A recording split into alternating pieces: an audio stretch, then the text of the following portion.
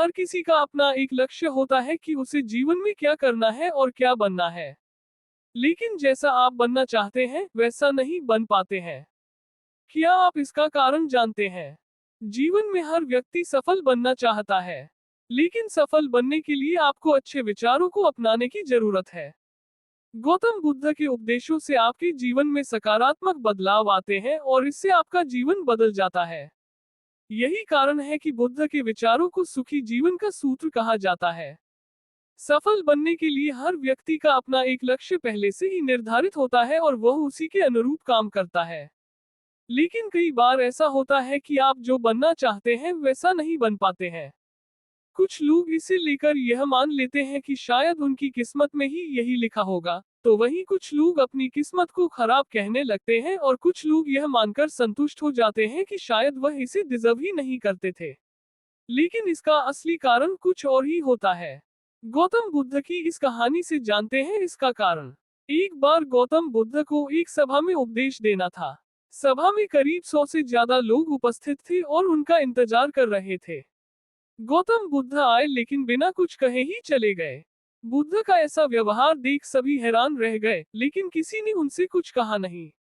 अगले दिन फिर से सभा का आयोजन हुआ, लेकिन आज सभा में उपस्थित लोगों की संख्या घटकर 80 हो गई। आज भी बुद्ध ने ऐसा ही किया। वे सभा में आए लेकिन बिना कुछ बोले चले गए। आज भी लोग हैरान हुए लेकिन बुद्ध से किसी ने कुछ कहा नहीं। अगले दिन फिर से सभा का आयोजन हुआ और लोगों की संख्या घटकर 50 हो गई। बुद्ध फिर से सभा में आए और बिना कुछ बोले ही चले गए। आज भी बुद्ध से किसी ने कोई प्रश्न नहीं किया।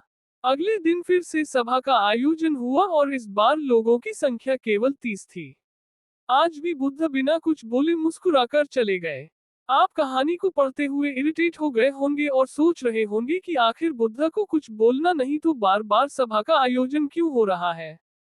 ठीक इसी तरह सभा में मौजूद लोगों को भी गुस्सा आ रहा था।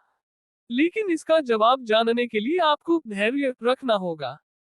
अगले दिन फिर से सभा का आयोजन और आज सभा में केवल 15 लोग ही उपस्थित रहे। लेकिन आज गौतम बुद्ध ने अपना स्थान ग्रहण कर लिया और उपदेश देने के लिए बैठ गए। बुद्ध ने जिन 15 लोगों को उपदेश दिए वे उनके भिक्षु बन गए और इन लोगों ने आगे चलकर बुद्ध के ज्ञान को अलग अलग दिशाओं में फैलाया। एक बार इन लोगों ने बुद्ध से प्रश्न किया कि सभा का आयोजन होने के बावजूद भी आप क्यों कई दिनों तक बिना बोले ही चले जाते थे। बुद्ध ने उत्तर दिया, मैं उन लोगों को खोज में था जो लायक हो। सभा के पहले दिन 100 से भी ज्यादा लोग थे, लेकिन उनमें से ज्यादातर लोगों को मेरे उपदेश से कुछ मतलब नहीं था। इसके बाद जो लोग अगले दिन आए उन्हें भी मेरे उपदेश से कोई मतलब नहीं था। वो तो केवल इसलिए आए थे क्योंकि वो देखना चाहते थे कि आखिर सभा में होता क्या है। लेकिन मुझे ऐसे लोगों की तलाश थी जो मेरे ज्ञान को जन जन तक पहुंचाए। मैं कई दिनों तक इसलिए बिना बोले चला गया क्योंकि मैं ये देखना चाहता था कि आखिर वो कौन लोग हैं तो सच में मेरे उपदेश को सुनना चाहते हैं और जिन्हें वास्तव में ज्ञान पाने की प्यास थी, ऐसे लोग ही रोज आए। गौतम बुद्ध कहते हैं कि जिनके भीतर धैर्य था उन्हें मुक्ति का मार्ग मिला और जो लोग जल्दबाजी में थे वो आज घर पर बैठे हुए हैं।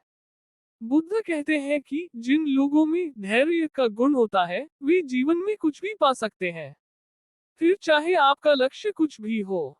बिना धैर्य के कोई भी सफलता के लक्ष्य तक नहीं पहुंच सकता। धैर्य को कैसे बढ़ाएं? आज भागदौड़ भरी जिंदगी में लोगों में धैर्य नहीं है। सभी में जल्दबाजी और अति शीघ्र किसी कार्य को करने की होड़ मची है। लेकिन गौतम बुद्ध बताते हैं कि अपने भीतर धैर्य को कैसे बढ़ाएं। बुद्ध कहते हैं कि निरंतर अभ्यास से हम अपने भीतर के धैर्य को बढ़ा सकते हैं। यानी आप जो भी बनना चाहते हैं उसके लिए धैर्य की आवश्यकता है।